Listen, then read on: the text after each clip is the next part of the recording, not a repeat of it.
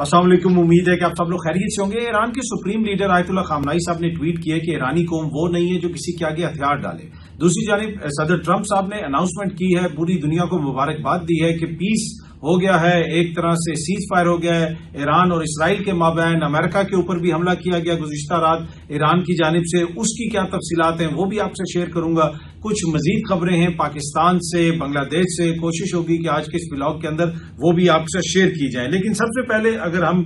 شروع کریں صدر ٹرمپ صاحب کی اناؤنسمنٹ سے، تو گزشتہ رات صدر ٹرمپ صاحب نے اناؤنس کیا اور پوری دنیا کو مبارکباد دی۔ جی ہاں جی، حیرت انگیز طور پہ ایک طرف ایران نے 6 سے 8 میزائل کہا جا رہا ہے کہ قطر میں جو امریکی فوجی اڈا تھا اس کے اوپر داغے۔ اس کے کچھ گھنٹوں کے بعد، کچھ دیر کے بعد جب لوگ ایکسپیکٹ کر رہے تھے کہ امریکہ ریٹیلیٹ کرے گا، صدر ٹرمپ صاحب نے جناب ٹویٹ کی اور انہوں نے پوری دنیا کو مبارکباد دی کہ اب جو ہے امن کا وقت ہوا چاہتا ہے۔ پھر انہوں نے ایک بڑا تفصیلی سوشل میڈیا کے اوپر پیغام بھی جاری کیا، جس کو سیکرٹری آف اسٹیٹ جو مارکو روبیو صاحب ہیں انہوں نے بھی اس کو ٹویٹ کیا۔ اس پیغام کے اندر انہوں نے کہا کہ ایک طرح سے ایران اور اسرائیل کے مابین پیس ڈیل ہو گئی ہے، دونوں ایک دوسرے پہ حملہ نہیں کریں گے، اتنے گھنٹے کے بعد یہ حملہ نہیں کرے گا تو اتنے گھنٹے کے بعد وہ حملہ نہیں کرے گا۔ لوگ ایکسپیکٹ کر رہے تھے کہ ایران نے جب امریکن اڈوں کو نشانہ بنایا یا امریکن اڈے کو نشانہ بنایا تو اس کے بعد امریکہ ریٹیلیٹ کرے گا، لیکن کل ایک ٹی وی پروگرام میں گفتگو کرتے ہوئے اس وقت میں نے جب یہ ساری صورتحال ڈیولپ ہو رہی تھی تو ادھر بھی میں نے عرض کی تھی کہ مجھے یہ لگتا ہے کہ ایرانی میزائلوں کے بعد، جو ایران نے میزائل داغے ہیں ایران کی جانب سے امریکہ کے اڈے کے اوپر پھینکے گئے ہیں، اس کے بعد لگتا ہے کہ یہ معاملہ یہاں پہ رک جائے گا اور اس حملے کے اندر کوئی امریکن فوجی یا کوئی امریکن جو جسے آپ اکوپمنٹ کہہ سکتے ہیں بڑے پیمانے پہ کوئی نقصان نہیں ہوگا، ہلاکتیں نہیں ہوں گی، لوگ زخمی نہیں ہوں گے، کیونکہ ایران نے پہلے بتا دیا ہوگا، جس طریقے سے امریکہ نے ایران کو پہلے بتا دیا تھا، ایران نے قطر کو بھی بتا دیا ہوگا کہ ہم آپ کے یہاں پہ آ کے حملہ کرنے والے ہیں اور اس جگہ کو ہم نشانہ بنائیں گے، اور اسی وجہ سے امریکن ٹروپس وغیرہ غالباً وہاں سے موو ہو گئے ہوں گے، اور ایک طرح سے ایران کو بھی موقع مل گیا کہ اس نے ریٹیلیٹ بھی کر دیا، دنیا کی واحد سپر پاور کے فوجی اڈے کو نشانہ بنایا۔ اس کے اوپر سعودی عرب نے بڑی تنقید کی، اس کے اوپر یو اے ای نے بڑا سخت ایک پیغام جاری کیا۔ ہمارے جو وزیر اعظم شہباز شریف صاحب ہیں انہوں نے گزشتہ رات جو ہے اس کے حوالے سے ایک پیغام وغیرہ بھی جاری کیا، ٹیلی فون پہ گفتگو وغیرہ بھی کی غالباً قطر کے ایمبیسڈر سے، اور اس کے بعد آج صبح بھی انہوں نے یہ ٹویٹ کی ہوئی تھی جس میں انہوں نے لکھا ہے کہ met with ambassador of Qatar this morning to express our solidarity with his highness the emir and the brotherly people of Qatar following last night's attacks. تو وہ یہ کہہ رہے ہیں کہ گزشتہ رات جو اٹیک کیا گیا قطر کے اوپر، اس حوالے سے سالیڈیرٹی اپنی ان سے یکجہتی شو کرنے کے لیے جناب انہوں نے ملاقات کی ہے قطر کے ایمبیسڈر سے، ہمارے وزیر اعظم صاحب نے۔ اب بہت سارے لوگ کہہ رہے ہیں کہ جی ایران نے قطر پہ حملہ کر دیا۔ ایران نے قطر پہ حملہ نہیں کیا، ایران نے جو امریکہ کا وہاں پہ فوجی اڈا ہے اس کے اوپر حملہ کیا۔ بڑا کوشچن یہ ہے کہ اسرائیل میں تو امریکہ کے فوجی اڈے اس طرح نہیں ہیں، لیکن ہر مسلمان ملک کے اندر امریکہ کے جو ہے وہ فوجی اڈے ہیں، تو مجھے نہیں لگتا کہ یہ جو اٹیک ہے یہ خدا نہ خواستہ کوئی قطر کے اوپر تھا، یہ قطر کے اندر جو امریکن فوجی اڈا ہے اس کے اوپر تھا۔ امریکن فوجی وہاں سے آپریٹ کرتے ہیں، دیگر ممالک میں بھی جس طرح میں نے عرض کیا کہ اڈے ہیں، اگر وہ کہیں اور نشانہ بناتے تو کیا اس کا مطلب ہے کہ وہ اس ملک کے اوپر حملہ کر رہے ہیں؟ اب قطر کے اوپر ایران نے حملہ کیا، ماضی کے اندر وہ عراق کے اندر بھی جو امریکن فوجی اڈا ہے اس کو بھی میزائلوں سے نشانہ بنا چکا ہے۔ پر اینی وے پاکستان کے جو وزیر اعظم ہیں انہوں نے اس کے اوپر کافی زیادہ تشویش کا اظہار کیا اور اس کو قطر کے اوپر حملہ قرار دیا، اور قطر بھی اس حوالے سے یہی کہہ رہا ہے کہ جی یہ ہماری سوورینٹی کی ایک طرح سے خود مختاری کی وائلیشن ہے۔ یو اے ای نے بڑا سخت پیغام جاری کیا اور دیگر بھی خطے کی جو ریاستیں انہوں نے بھی اس کے اوپر بڑا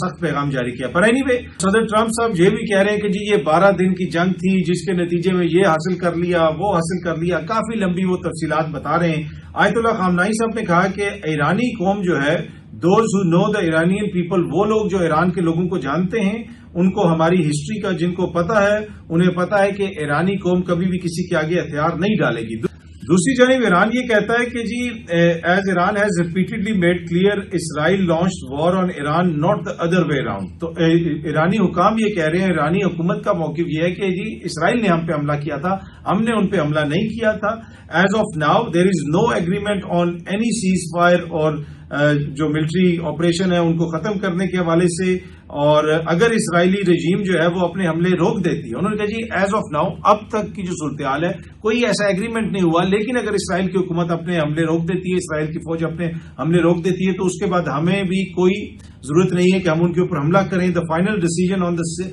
cessation of our military operations will be made later. انہوں نے کہا کہ جو ہمارا فائنل ڈیسیژن ہوگا فوجی ایکشن کو روکنے کے حوالے سے وہ ہم بعد میں اس کے اوپر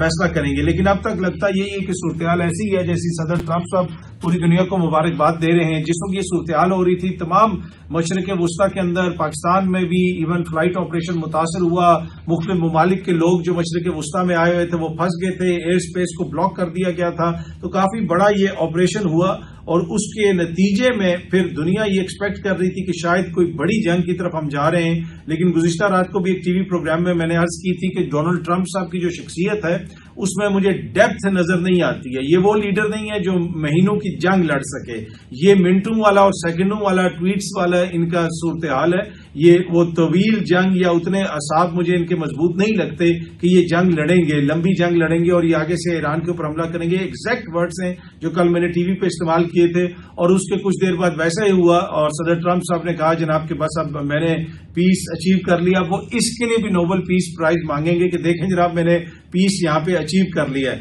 ویسے جو ملیہ لودھی صاحبہ ہیں پاکستان کی سابق ایمبیسڈر، انہوں نے کہا کہ ہماری حکومت کو معافی مانگنی چاہیے، یعنی پاکستان کی حکومت کو معافی مانگنی چاہیے کہ انہوں نے ٹرمپ جیسے شخص کو امن کے نوبل انعام کے لیے نامزد کیا. اچھا، صدر ٹرمپ صاحب کی جو شخصیت ہے وہ کتنی وزنی ہے، کتنی ہالو ہے، کتنی وہ ہلکی ہے، وہ تو دنیا فیصلہ کر سکتی ہے جس قسم کے اقدامات یا جس قسم کی باتیں وہ کرتے ہیں. لیکن ان کی ایڈمنسٹریشن کے جو دیگر لوگ ہیں وہ بھی ماشاءاللہ جسے کہتے ہیں نا جو بھی جڑا پنوئی لال ہے وہ ایک حساب ہے کہ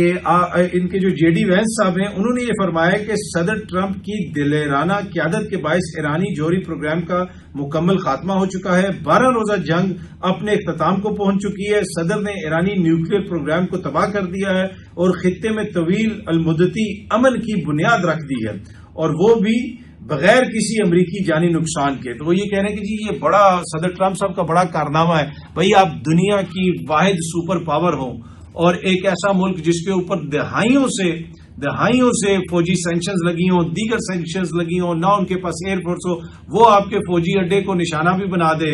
وہ آپ کے ساتھ سامنے آپ کے کھڑے بھی ہو جائے، تو اس کے باوجود یہ کہہ رہے ہیں جی یہ صدر ٹرمپ جو ہے انہوں نے بہت بڑا امن اچیو کر لیا. بھائی صدر ٹرمپ تو دنیا کو تھرڈ ورلڈ وار کی برنک کے اوپر لے کے آگے تھے، پر وہ شاید اس لیے کہہ رہے ہیں کہ کیونکہ انہوں نے سنا ہوگا کہ پاکستان کی حکومت نے صدر ٹرمپ صاحب کو نامزد کیا ہے. کس چیز کے لیے نامزد کیا ہے؟ نوبل پیس پرائز کے لیے. اب دیکھتے ہیں کہ یہ نامزدگی برقرار رہتی ہے یا اس نامزدگی کو واپس لیا جاتا ہے. اچھا، ویسے ایران نے بھی جو فیصلہ کیا خطے کے اندر، سعودی عرب میں بھی ان کو ٹارگٹ کیا جا سکتا تھا، کویت میں بھی ٹارگٹ کیا جا سکتا تھا، لیکن قطر ایک ایسا ملک ہے جس کے دیگر جو خلیجی ریاستیں ہیں جی سی سی وغیرہ کے ساتھ بھی تعلقات کوئی بہت آئیڈیل نہیں ہے، تو انہوں نے بھی بڑا چوز کر کے وہاں پہ ٹارگٹ کیا. ماضی میں وہ عراق کے اندر کر چکے ہیں. عراق کے اندر کافی زیادہ انفلوئنس ہے ایران کا، یہ اس حوالے سے بھی آپ کو پتا ہوگا جب سے صدام حسین صاحب کی حکومت گئی ہے، لیکن پھر بھی وہاں پہ معاملات چل رہے ہیں. تو یہ ایران کا ایک بڑا جو ہے کیلکولیٹڈ موو تھا کہ انہوں نے وہاں پہ میزائل بھی مار دیے، اور اس کے ساتھ ساتھ جو ہے اب یہ معاملہ آگے بھی نہیں بڑھ رہا. ویسے عراق سے مجھے یاد آیا،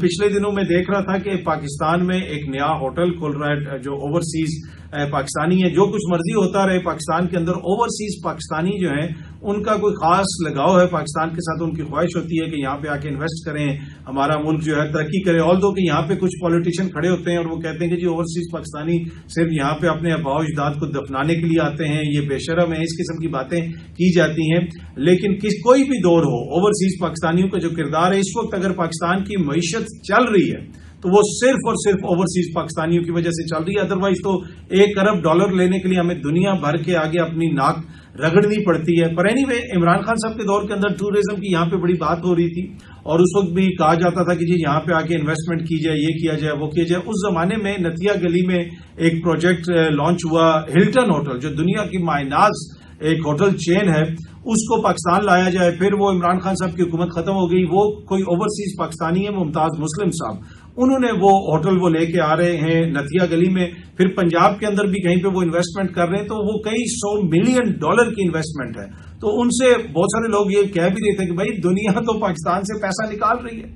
پاکستانی بزنس مین پاکستان سے پیسہ نکال رہا ہے، آپ اوورسیز پاکستانی ہیں، آپ millions of dollars, hundreds of millions of dollars Pakistan کے اندر کیوں انویسٹ کر رہے ہیں؟ تو وہ جناب اس دور میں وہ پروجیکٹ ہوا اور عمران خان صاحب کے دور میں شروع ہوا، اور اب مجھے پتا چلا کہ جی وہ پروجیکٹ آلموسٹ کمپلیٹ ہو گیا، جس میں کئی $ملین کا وہ پروجیکٹ ہے۔ اس سے پاکستان کے اندر ایک ایسا ہوٹل بنے گا، ایک ایسی جگہ پہ کہ جہاں پہ اگر کوئی انٹرنیشنل آپ کا ٹوریزم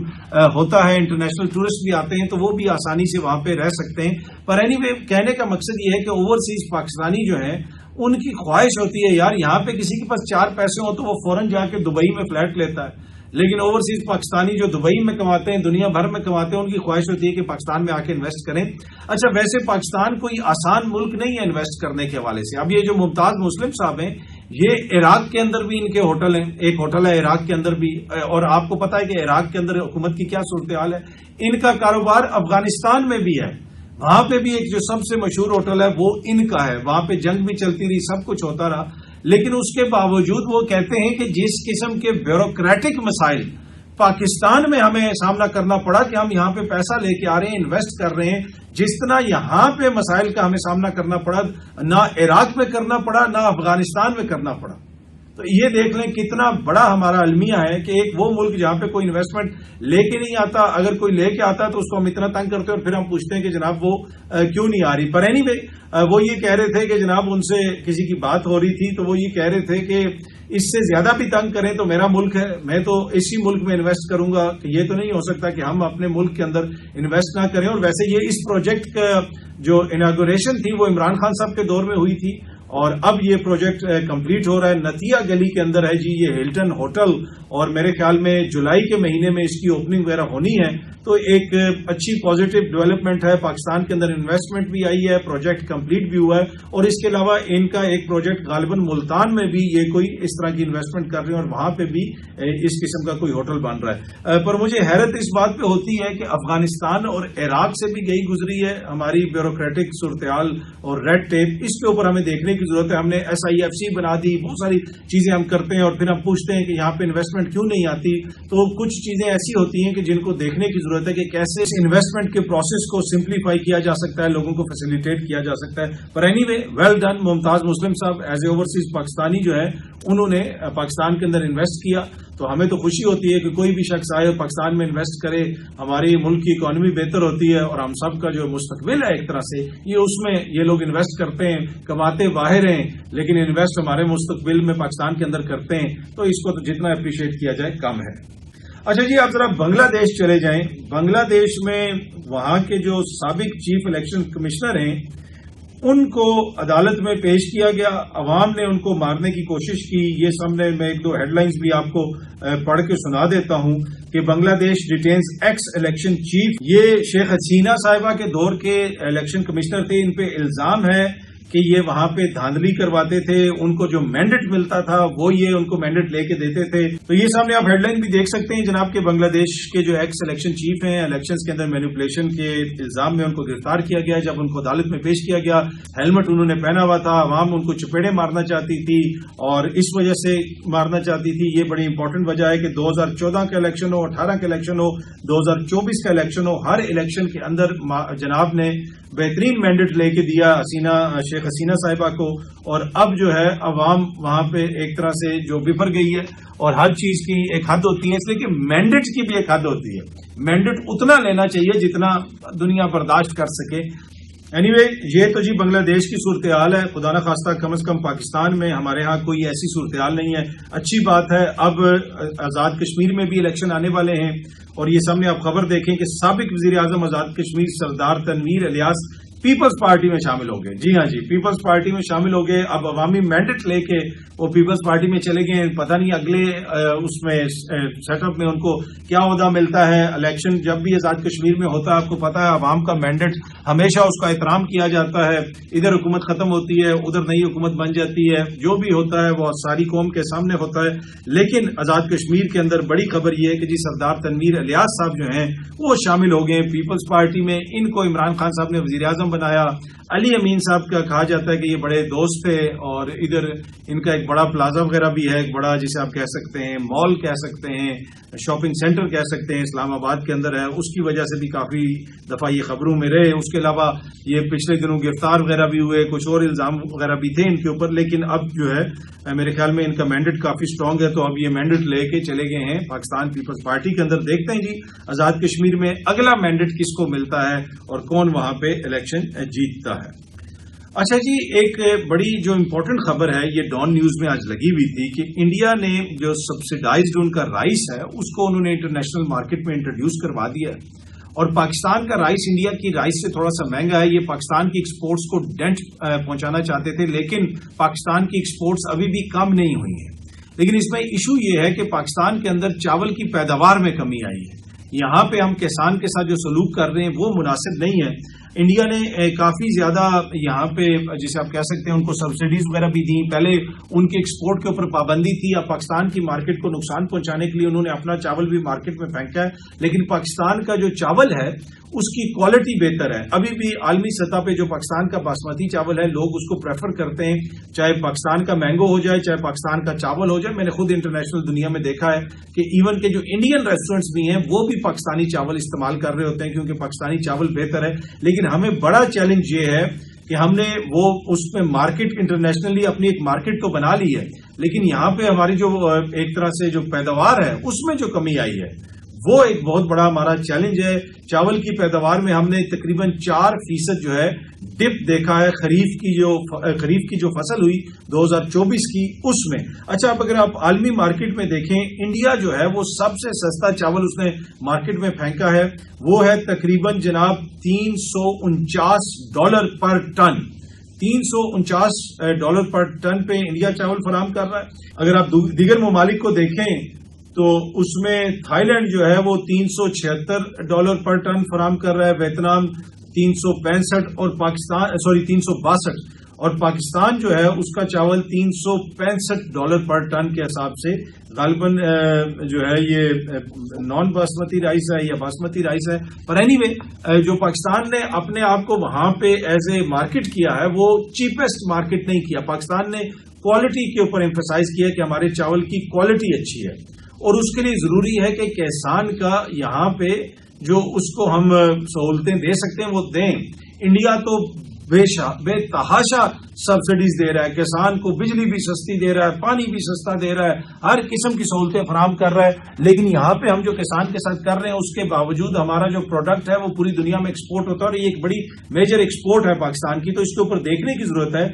جو بھی چیزیں آئی ہیں بجٹ کے اندر اس سے تو کسان ابھی اس وقت مطمئن نظر نہیں آ رہے, لیکن پاکستان پیپلز پارٹی جو مسلسل مذاق کہتی رہی اس بجٹ کو وہ مطمئن ہو گئے ہیں اور انہوں نے بجٹ کے حق میں ووٹ دینے کا فیصلہ بھی کر لیا. بہت جلدی آپ سب دوستوں سے دوبارہ ملاقات ہوگی. Thank you very much.